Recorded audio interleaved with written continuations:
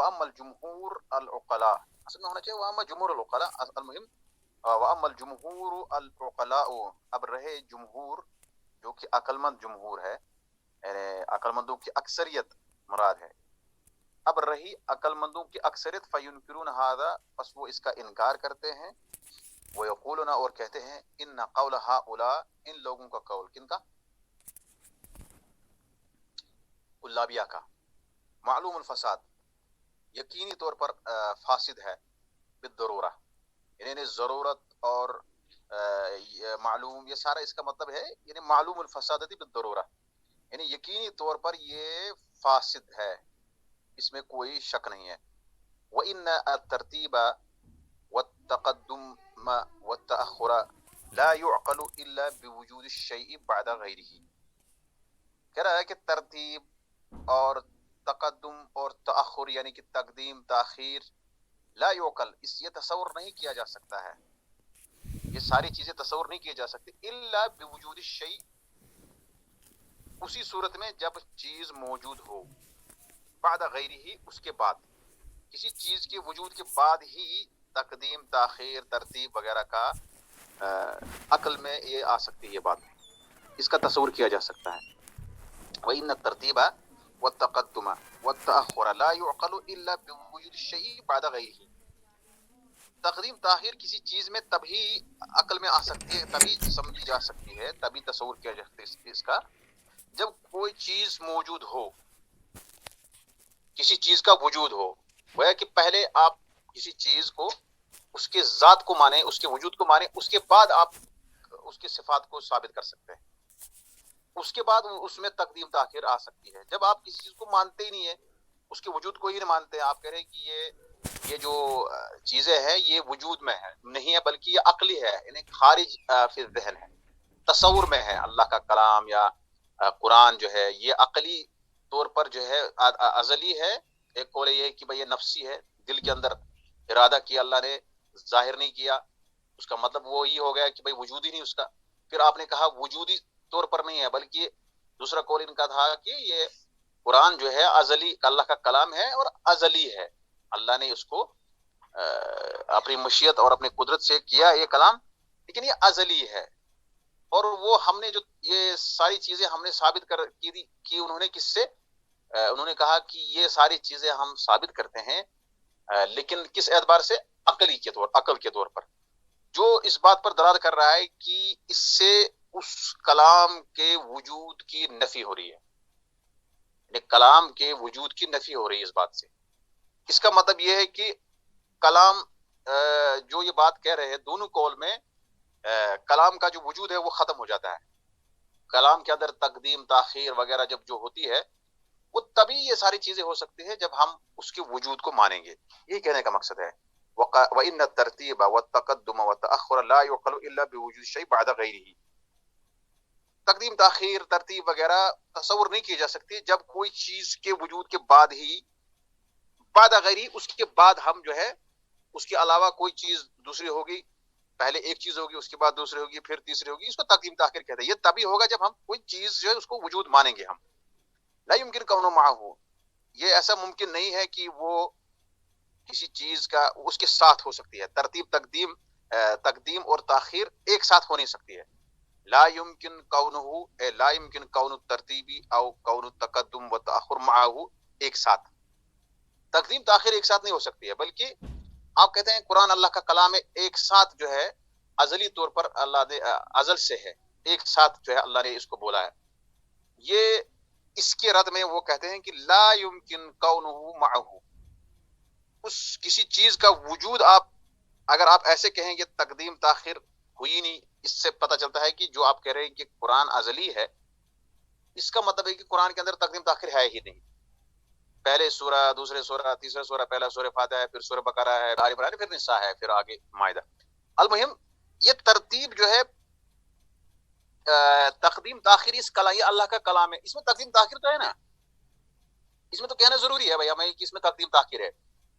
یہ ترتیب جو ہے اور تقدیم تاخیر جو ہے، یہ عقل میں اس وقت آ جا سکتا ہے جب ہم اس چیز کے وجود کو مانیں گے، اس چیز کو وجود کو مانیں گے، بعد غیری اس کے بعد، مطلب کہ یعنی اس کا پہلے وجود ہم مانیں گے، پھر کہیں گے کہ یہ پہلے ہے اس کے بعد یہ ہے.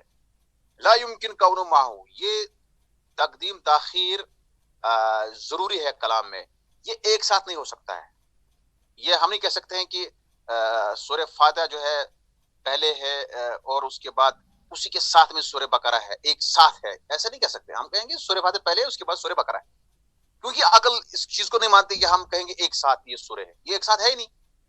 یہ کہتا ہے کہ لا يمکن کونہ معه، اس کا ایک ساتھ ہونا ضروری نہیں، ممکن نہیں ہے.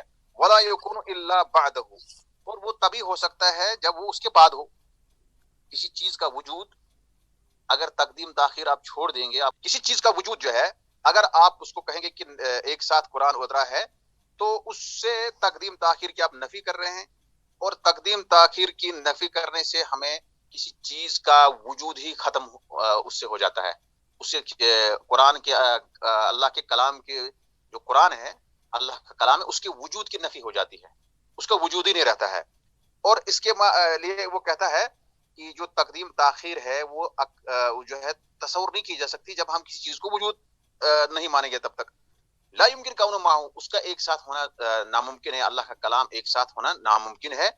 ولا يكون الا بعده، اور وہ کلام ہو سکتا ہے تبھی جب اس کے بعد کوئی دوسرا کلام ہو، پہلے ایک کلام پھر دوسرا کلام. اس طرح سے کہنے کا مقصد یہاں پر ہے کما یقولون، جیسے لوگ کہتے ہیں، اب یہاں سے سمجھ آ جائے گا آپ کو. مثال کے طور پر ان المعلول لا يكون الا بعد علته، جو معلول ہے جس کی علت بیان کی گئی ہے وہ تبھی ہو سکتا ہے جب اس کی علت پہلے ہو.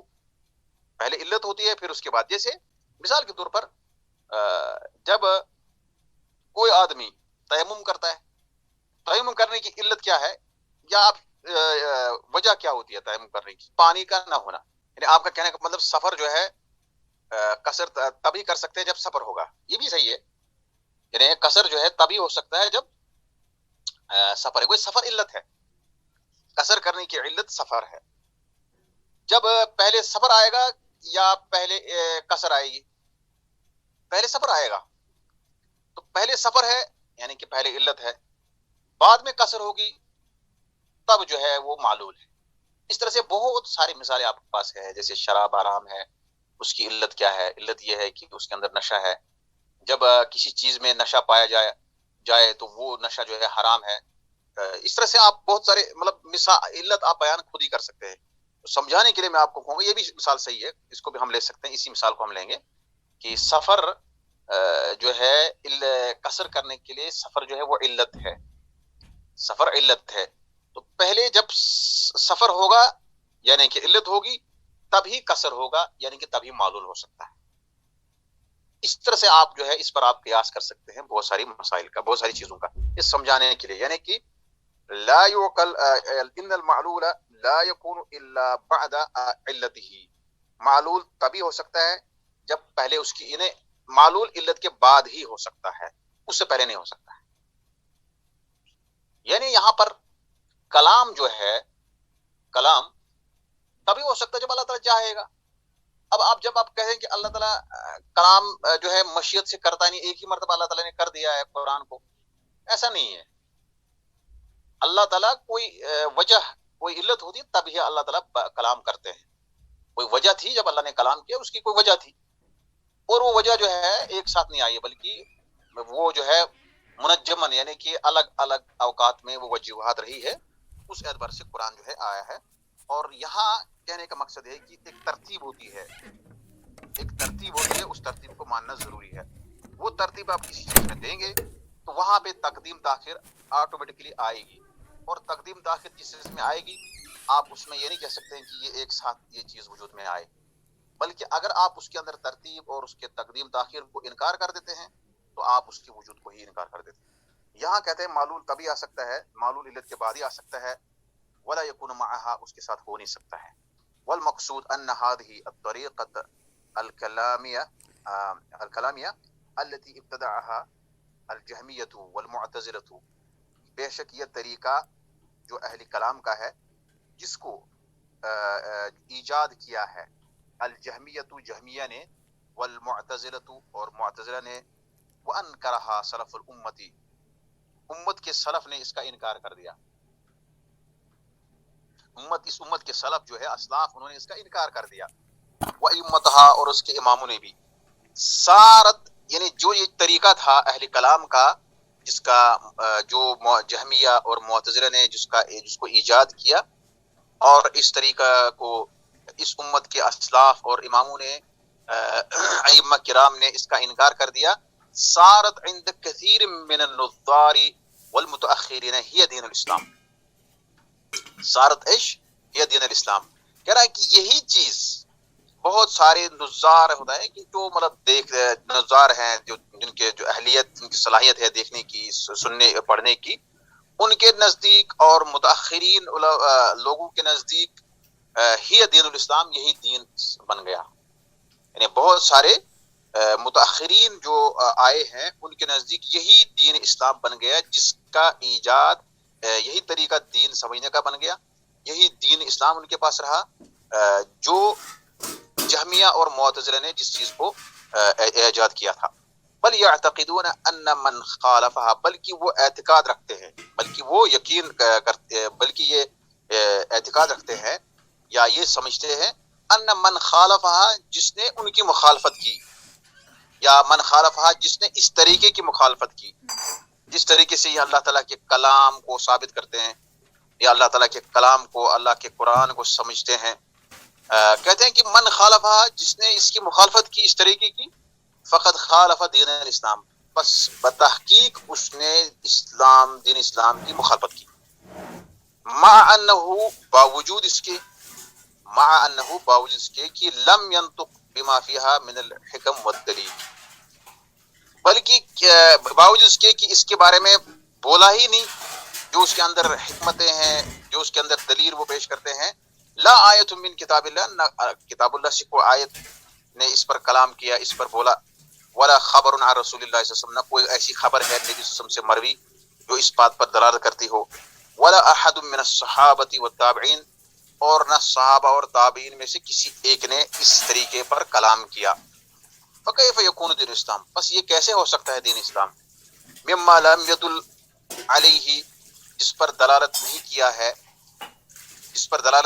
ہے، لا کتاب، نہ کتاب نے یعنی کہ قرآن نے، ولا سنت، اور نہ احادیث نے، سنت نے یعنی کہ نہ احادیث نے، ولا قول احد من سلف الامہ، اور نہ ہی اس امت کے سلف میں سے کسی کے قول نے، کسی کے بات نے اس پر دلالت کی ہے. پھر یہ دین اسلام کیسے ہو سکتا ہے؟ تو خلاصہ کلام یہ ہے کہ یہ طریقہ جو اہل کلام کا ہے، اللہ کے وجود کا اور چیزوں کے جو تسلسل کا، اور پھر کلام، اللہ کے کلام کا، اس میں سے خاص طور پر اللہ کا قرآن جو ہے، قرآن، اس کو جو انہوں جس طریقے سے انہوں نے یہ جو ہے ثابت کرنے کی کوشش کی ہے، سمجھنے کی کوشش کی ہے، یہ طریقہ اصل میں جہمیہ اور معتزلہ نے بنایا ہے، انہوں نے ایجاد کیا ہے، یہ ان کی دین ہے. لیکن امت نے اس سلف صالحین نے، ائمہ اسلام نے اس کو انکار کر دیا. لیکن متاخرین کے کچھ لوگ ایسے ہیں، بہت سارے لوگ ایسے ہیں جو اسی کو دین اسلام مانتے اور اعتقاد رکھتے ہیں کہ جس نے اس کی مخالفت کی اس نے دین اسلام کی مخالفت کی، جبکہ نہ قرآن میں اس کی کوئی دلیل ہے، نہ کہ سنت میں ہے، اور نہ صحابہ تابعین کے کسی قول سے ہمیں اس کی دلیل ملتی ہے. یہ دین اسلام ہو ہی نہیں سکتا ہے، یہ دین اسلام بالکل نہیں ہو سکتا ہے. ثم حدث فی الاسلام الملاحدہ من المتفلسفہ وغیرہم، پھر اسلام کے اندر یہاں پہ حدث ہے او حدث، میں اصل میں دیکھا نہیں اس کو کہاں کیا پڑھا تھا آپ نے؟ اس میں دونوں معنی قریب قریب ہے. اگر حدث کہیں گے تو پیدا ہو گئے اسلام کے اندر جو ملحد ہے وہ، یا حدث کہیں گے آپ کے اسلام کے اندر ملحدوں نے بولنا شروع کر دیا. لیکن مجھے لگتا ہے اس طرح سے ہے. ثم حدث فی الاسلام الملاحدۃ من المتفلسفہ وغیرہم، اسلام کے متعلق ملحدوں نے جو کہ فلسفی میں سے تھے یا ان کے علاوہ لوگوں میں سے تھے، انہوں نے اسلام کے اندر بولنا شروع کر دیا. یہ اس اعتبار سے جب ہم اس کو حدثہ کہیں گے، میں اصل میں کتاب کی طرف رجوع نہیں کیا، آج مجھے ٹائم نہیں ملا، میرے پاس تھوڑا سا یہاں پہ کمپیوٹر چل نہیں رہا تھا. حدث او حدث ہے، المہم معنی قریب قریب ہے، چاہے وہ پیدا ہوئے پھر انہوں نے اسلام کے اندر کلام کرنا شروع کر دیا اور انہوں نے بولنا شروع کر دیا. وانتشروا بعد انقراض الاعصار المفضلہ، جب قرون مفضلہ کے گزرنے کے بعد یہ منتشر ہو گئے اس دین میں، دنیا میں پھیلنے لگے یہ. وصار كل زمان ومكان يضعف فيه نور الاسلام، يضعف فيه نور الاسلامی، ہو گیا ہر زمانے میں ہر جگہ میں اسلام کی جو روشنی ہے وہ کمزور ہونے لگی. یظہرون فیہ، جس میں وہ ظاہر ہونے لگے، یہ مطلب ملحد لوگ اور فلسفی لوگ. وکان من اسباب ظہورہم، اور ان کے ظہور، ان کے ظاہر ہونے کے اسباب میں سے کیا تھا؟ انہم ظنوا، انہوں نے گمان کیا، ان دین الاسلام اسلامی، کہ دین اسلام لیس الا ما یقولہ اولئک المبتدعون، وہی ہے جس کو یہ بدعتی لوگ کہتے ہیں، وہی دین ہے جس کے قائل یہ بدعتی لوگ ہیں، وہی دین اسلام ہے. یعنی یہ ان کے ظہور ہونے کا ایک سبب تھا. یعنی فلسفی اور ملحد لوگوں کا جو اسلام کے اندر جو ثم حدث فی الاسلام الملاحدہ من المتفلسفہ وغیرہم، متفلسفہ تو ہے کہ جنہوں نے فلسفہ اختیار کیا ہے، جنہوں نے فلسفہ اختیار کیا ہے، وہ لوگ مطلب جو ہے وہ لوگ جب اسلام کے اندر آئے تو قرون مفضلہ کے بعد ان کا ظہور زیادہ ہوا، یہ زیادہ پھیلنے لگے ہر جگہ پہ، ہر زمانے میں، اور جہاں جہاں یہ پھیلنے لگے وہاں پر اسلام کی جو کرنیں تھی وہ کمزور ہونے لگی، اور یہ ظاہر ہونے لگے، یہ غالب ہونے لگے.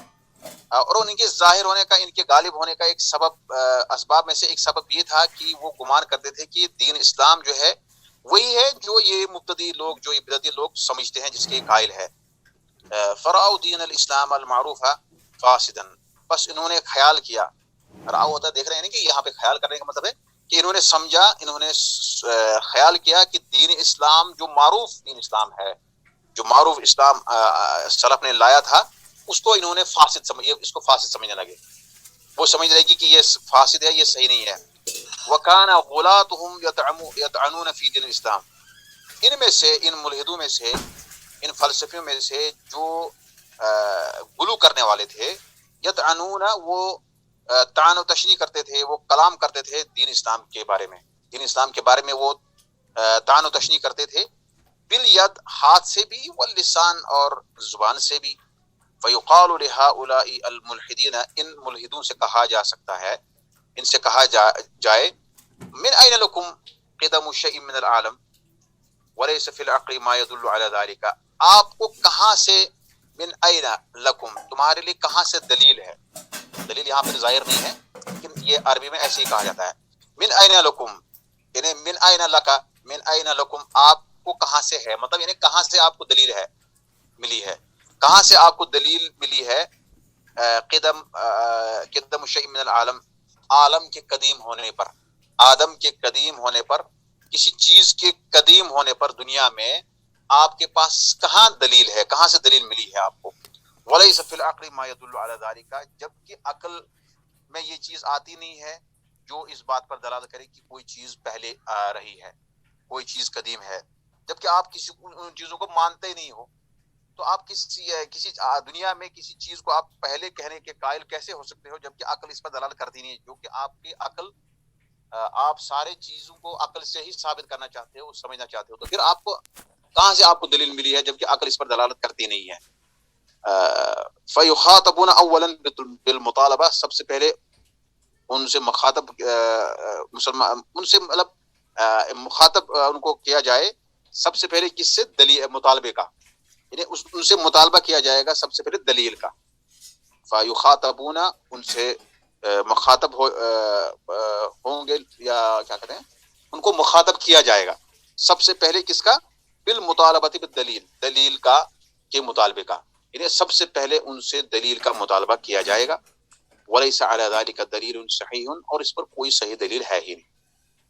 تو عالم کے قدیم ہونے پر، دنیا قدیم ہے، اس کے دو معنی ہم نے پہلے بتائے. اگر قدیم سے مراد یہ ہے کہ اس کا کوئی موجود نہیں ہے تو یہ غلط بات ہے. اگر قدیم سے مراد یہ ہے کہ ایک تسلسل رہا ہے دنیا کے اندر، اصل تو موجود تھی لیکن اس کے جزیات میں تبدیلیاں ہوتی رہی ہے، یہ بات تو صحیح ہے. عمومی طور پر جب بھی کوئی بات ہمیں اس حوالے سے، عقیدے کے حوالے سے آ جائے، اور اس میں سے عقیدے میں ایسے الفاظ کا استعمال کیا گیا ہو جو فلسفیوں سے لیا گیا ہو، یا جو ملحدین ہے یا جو اہل کلام ہے ان سے لیا گیا ہے، تو ہم اس کو نہ انکار کریں گے نہ اس کو ہم ایکسپٹ کریں گے. پہلے ہم دیکھیں گے اس کا کیا مقصد ہے، مقصد کے بعد ہی ہمیں پتہ چلے کہ اگر اس کا مقصد صحیح نہیں ہے تو ہم اس کو رد کر دیں گے، اور اگر اس کا مقصد صحیح ہے ہم اس کو مانیں گے. اور کیسے ہمیں پتہ چلے گا؟ یہ ہمیں قرآن و سنت کی طرف رجوع کرنے کے بعد اور سلف صالحین کے فہم کے بعد ہی ہمیں پتہ چل سکتا ہے. اس کے بعد کہتا ہے قال رحمہ اللہ، اس کے بعد ایک الگ موضوع ہے کہ اول المخلوقات. اب سب سے پہلے ایک انہوں نے کہا کہ دنیا کے اندر کوئی چیز پہلے ہے، قدم یعنی قدیم ہے، اور اس کے بعد اس قدیم سے پہلے بھی یعنی مخلوق آتی رہی ہے، اس کے بعد مخلوق آتی رہی، تسلسل ہوتے رہا دنیا کے اندر تخلیق میں. پھر اس کے بعد جو ہے اس تخلیق میں کلام کا بھی انہوں نے ذکر کیا، اللہ کا کلام کیسے ہے، اللہ کا جو کلام قرآن ہے وہ کیا ہے، اس پر بات ہوئی. اب یہاں اب یہ کہتے ہیں کہ پہلے مخلوقات کون ہیں. اب چونکہ قدیم کوئی نہ کوئی چیز ہے، پہلے کوئی نہ کوئی چیز آئی ہے، اس میں کوئی شک نہیں ہے کہ اللہ سبحانہ و تعالی هو الاول ولیس قبلہ شیء، اللہ سب سے پہلے ہے، اس سے پہلے کوئی چیز نہیں. لیکن مخلوقات میں سے، کیونکہ وہ خالق ہے، اب مخلوقات میں سے کون سی چیز پہلی آئی ہے دنیا میں کے اندر، اس بات پر بحث ہوگی. پھر ان مخلوقات میں سے جو بھی چیز آئی ہے جمادات میں سے، اس کے بعد انسانوں میں سے جو آئی ہے ان کا کیا مقصد ہے دنیا میں آنے کا. سب سے پہلے یہاں پر بات ہوگی اول المخلوقات، مخلوقات میں سے پہلی کون سی چیز آئی ہے. حالانکہ یہ چیز کوئی لا یسمن ولا یغنی من جوع والی بات ہو جائے گی، اس میں کوئی زیادہ مطلب اس پر کوئی مسئلہ مرتب نہیں ہوتا ہے، لیکن اس کا علم ہونا بھی ایک علم ہے. اگر ہمیں دلائل سے پتہ چلے کہ پہلے کون چیز آئی ہے تو ٹھیک ہے، ہم اس کو مانیں گے. اگر ہمارے دلائل میں پتہ نہیں ہے تو پھر ہم اس میں خاموش اختیار کریں گے، ہمیں مطالبہ نہیں کیا جائے گا، بلکہ ہم جس کے لیے پیدا کیے گے وہ عبادت کی بات ہے، توحید، اللہ کی عبادت کرنے کے لیے پیدا کیے گئے ہیں. لہٰذا ہمیں اس عبادت کے قبول ہونے کے لیے جتنی چیزیں ہیں اس کو ماننا ہے، اس کو دیکھنا ہے، اس پر علمی بحث کرنی ہے. اور عبادت قبول کرنے کے لیے سب سے پہلے عقیدہ درست ہونا ضروری ہے. اگر عقیدے میں کوئی غلط عقیدہ رکھتا ہے، کوئی غلط جو ہے اعتقاد رکھتا ہے، اس کے لیے آپ پاس جواب ہونا چاہیے. سب سے پہلے اپنے آپ سے آپ جو ہے اپنے آپ کو مطمئن کرنا آپ کو ضروری ہے. تو یہاں پر انہوں نے ڈسکس کیا ہے کہ مخلوقات میں سے کون سی پہلی چیز آئی ہے. اول المخلوقات انہوں نے قال رحمہ اللہ وجمهور العالم من جميع الطوائف يقولون بأن كل ما سوى الله مخلوق كائنا بعد أن لم يكن، وهذا قول الرسل وأتباعهم من المسلمين واليهود والنصارى وغيرهم. وقد تكلم علماء المسلمين من الصحابة والتابعين ومن بعدهم في أول هذه المخلوقات على قولين حكاهما أبو العلاء الحمداني وغيره. أحدهما أنه هو العرش، والثاني أنه هو القلم. ورجحوا القول الأول لما دل عليه الكتاب والسنة، أن الله لما قدر مقادير الخلق بالقلم الذي أمره أن يكتب في اللوح كان عرشه على الماء، فكان العرش مخلوقا قبل القلم. والواجب في الأدلة الإلهية أن يسلك هذا المسلك فيعلم أن كل كمال كان لمخلوق فالخالق أحق به، فإن كمال المخلوق من كمال خالقه، فإذا كان أحق بثبوت الكمال كان أحق بنفي النقص. وهذه القضية برهانية يقينية، وهم يسلمونها أو يسلمونها. قال تعالى أفمن يخلق كمن لا يخلق الآية. اب یہ پہلی مخلوقات کون ہے؟ قال رحمہ اللہ، ابن تیمیہ نے کہا وجمہور العالم، یعنی دنیا کے اندر جو جمہور لوگ ہیں، من جمیع الطوائف، تمام جماعتوں میں سے، تمام گروہوں میں سے، یقولون، وہ کہتے ہیں، بأن كل ما سوى الله مخلوق کائنا بعد ان لم یکن، کہ اللہ کے سوا کائنات کے اندر جو کچھ ہے وہ مخلوق ہے. بعد ان لم یکن، اس کے بعد وہ ہو گئی جب وہ تھی نہیں. کائنن وہ ہو گئی، بعد ان لم یکن جب وہ نہیں تھی. بأن كل ما سوى الله مخلوق، اللہ کے سوا جو کچھ چیز ہے وہ کیا ہے؟ مخلوق ہے. کائنن وہ ہو گئی بعد ان لم یکن، جب کہ وہ تھی نہیں، نہ ہونے کے بعد وہ ہو گئی، نہ ہونے کے بعد وہ چیز ہو گئی، یعنی وہ مخلوق ہو گئی اللہ کے سوا. وہذا قول الرسل، رسل رسول کی جمع ہے، یہ پیغمبروں کا قول ہے، یہ پیغمبروں کا اعتقاد ہے. واتباعہم، اور ان کے پیروکاروں کا، من المسلمین مسلمانوں میں سے، والیہود یہودیوں میں سے، نصارہ میں سے، وغیرہم اور ان کے علاوہ جو بھی ہے.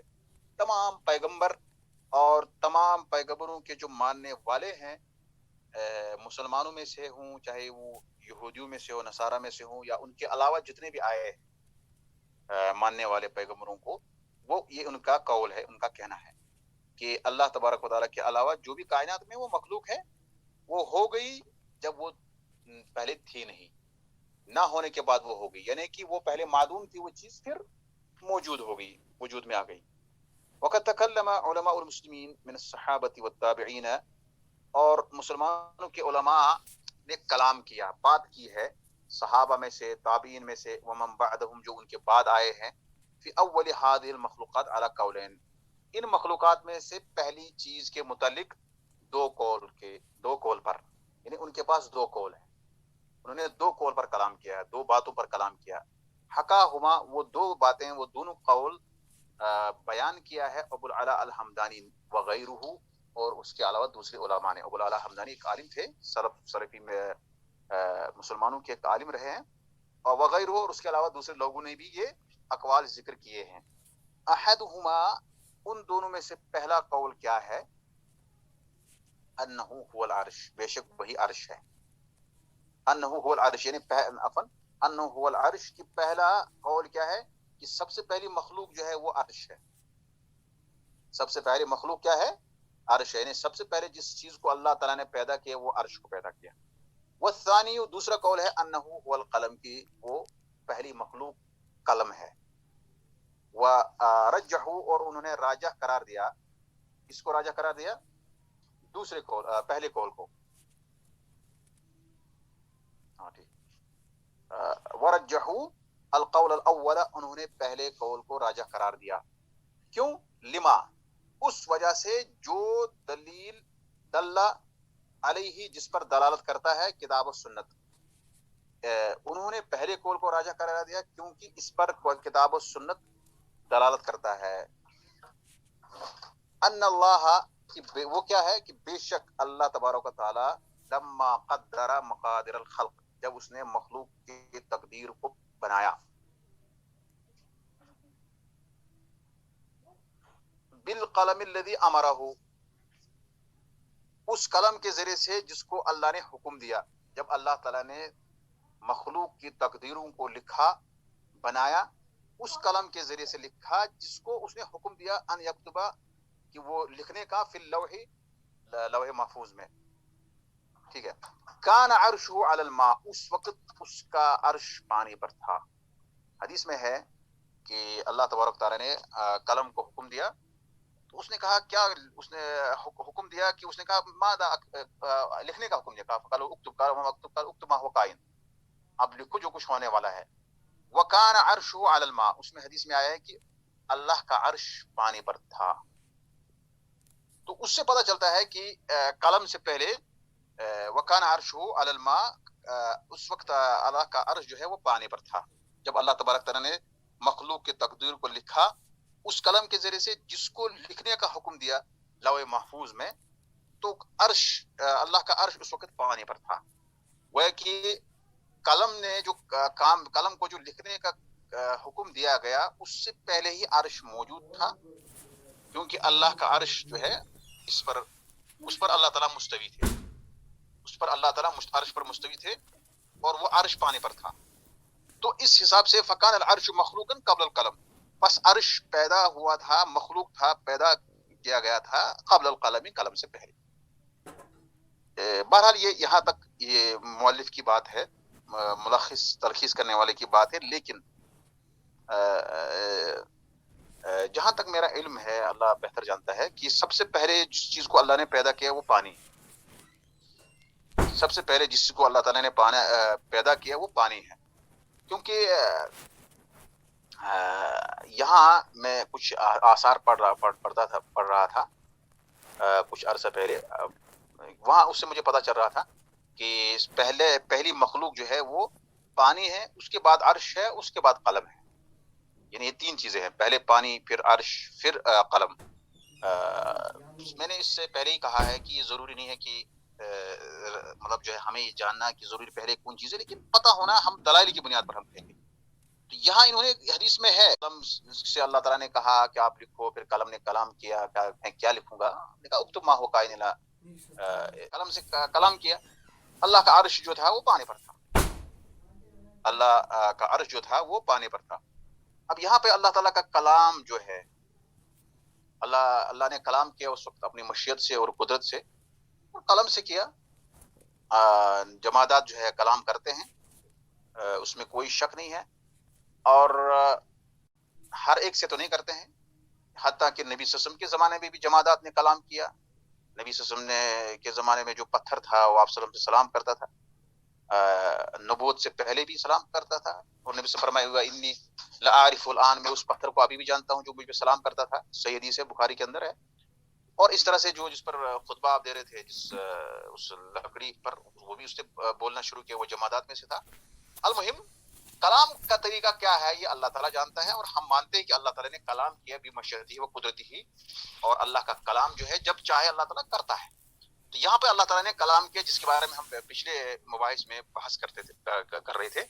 اللہ نے کلام کیا قلم کے ساتھ، اور اس کو کہا کہ تم لکھو لوح محفوظ میں.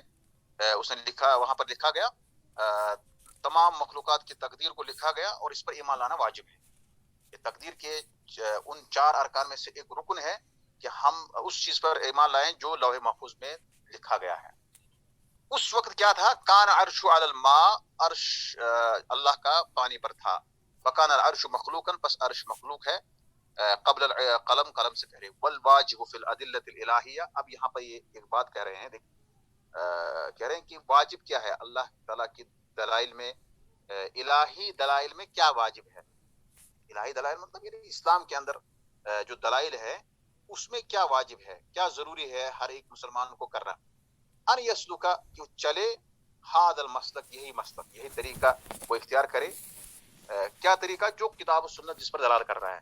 کتاب و سنت جس کے بارے میں خاموش ہیں، آپ کہیں گے لا ادری، اللہ عالم، ہمیں پتہ نہیں ہے، اور ہمیں اس کو پتہ کرنے کی ضرورت بھی نہیں ہے. جس چیز سے شریعت خاموش ہوگی ہم خاموش رہیں گے، جس چیز کا ذکر ہے ہم اس کو مانیں گے. اور یہی ایمان کا تقاضا ہے.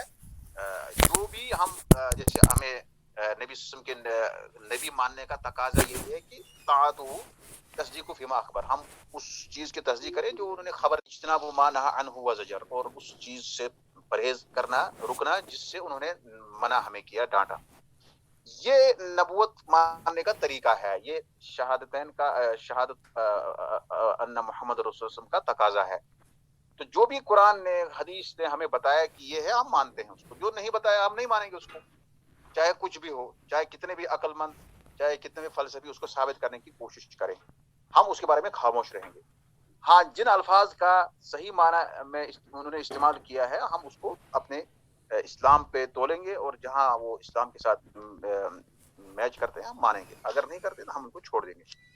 یہاں والواجب فی الادلۃ الالہیہ ان یسلک ھذا المسلک، یہی ادلہ الہی میں، یعنی کہ اسلام کے اندر جو ادلہ الہی مطلب کہ جو الوہیت، اللہ کے وجود، اللہ کے کلام، یا جو بھی اس طرح کے عقائد سے جو دلائل ہیں، اس کے مطلب جو دلائل ہے ان میں کیا واجب ہے. ان یسلک ھذا المسلک، کہ وہ یہی مسلک اختیار کرے. کیا مسلک؟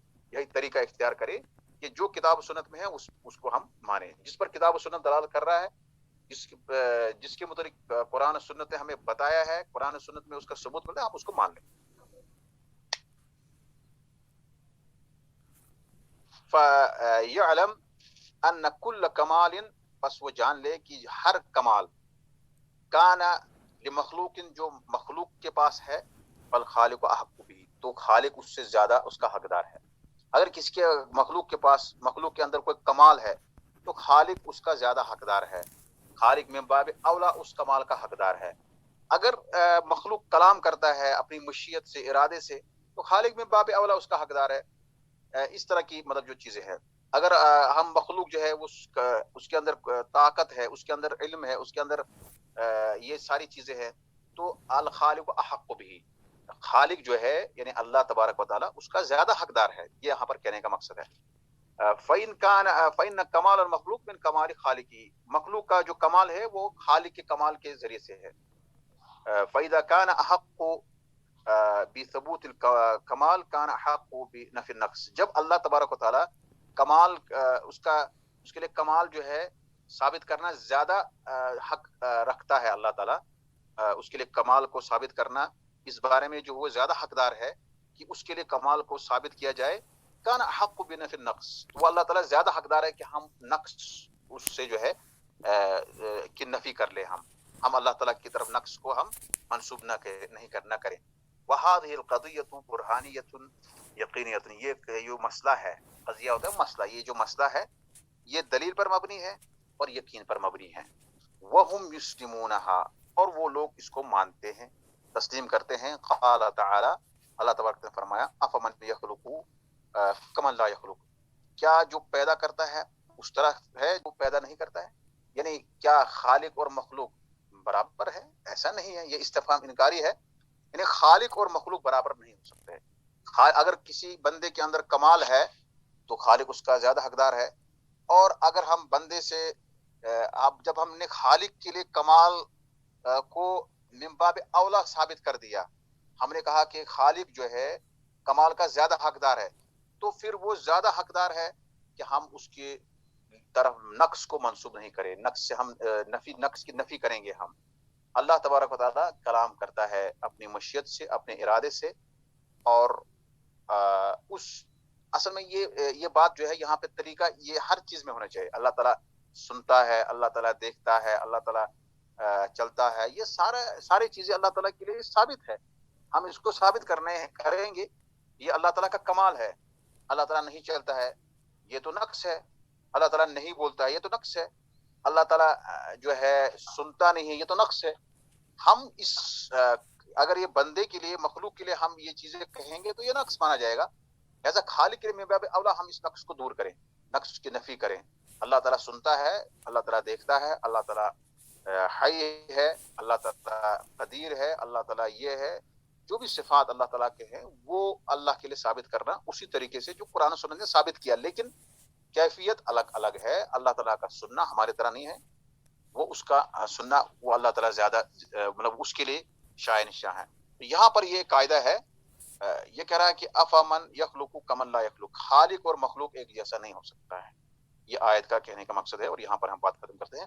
انشاءاللہ نکمل انشاءاللہ فی الدروس القادمہ، آگے ہمیں ہوگا کہ اللہ کی صفات کا ذکر ہوگا، ابھی اللہ کی صفات کا ذکر ہوگا، جو کہ جس باب میں یعنی توحید کے باب میں، اس میں بہت سارے لوگ جو ہے گمراہ ہو گئے، صفات کے باب میں وہاں اس کا ذکر آگے آئے گا انشاءاللہ۔ آگے جو موضوع ہے وہ بہت اہم ہے اور بہت فائدہ مند ہے، اور جس کے بارے میں لوگ ابھی بھی جو ہے صحیح طریقہ اختیار نہیں کیا ہے، بلکہ ابھی تک لوگ اس میں گمراہ طریقے پر ہیں، یعنی گمراہ ہو چکے ہیں ابھی تک اس باب میں بہت سارے لوگ۔ تو یہ بہت اہم مسئلہ آگے آئے گا انشاءاللہ۔ تو یہاں پر ہم بات ختم کرتے ہیں، اگر کسی کو کوئی سوال ہو تو جلدی بتائیں، نہیں تو